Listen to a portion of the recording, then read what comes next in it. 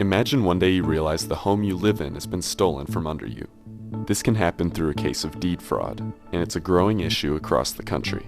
Deed fraud is rampant. I'm reading about it and hearing about it throughout the country, not just here in Arizona. This is when someone illegally takes ownership of a property by forging documents or using stolen personal information to transfer the title into their name without the real owner's knowledge. We're just predatory.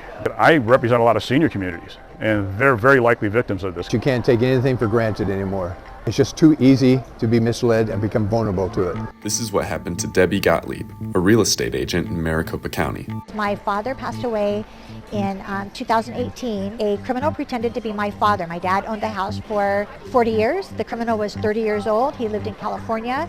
We were the fourth house that he stole. He is living in prison in Douglas, Arizona.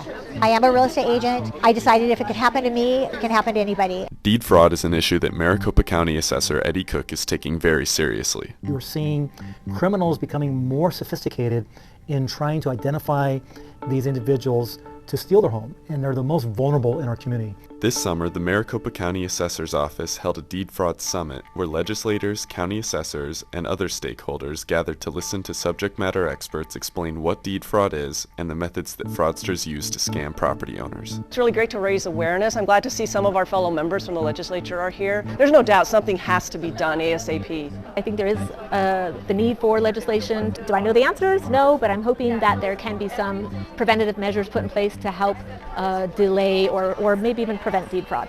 This past legislative session, Assessor Cook championed a bill aiming to do just that. Our office decided to run a bill that addresses the penalty of the crime for filing a fraudulent quitclaim deed. The current penalty for committing deed fraud in Arizona is a Class 1 misdemeanor, which Assessor Cook views as a light sentence. So we thought, let's go ahead and align the penalty of the crime to what's already in statute today, which is forgery. So if you create forgery in Arizona, it's considered a Class 4 felony.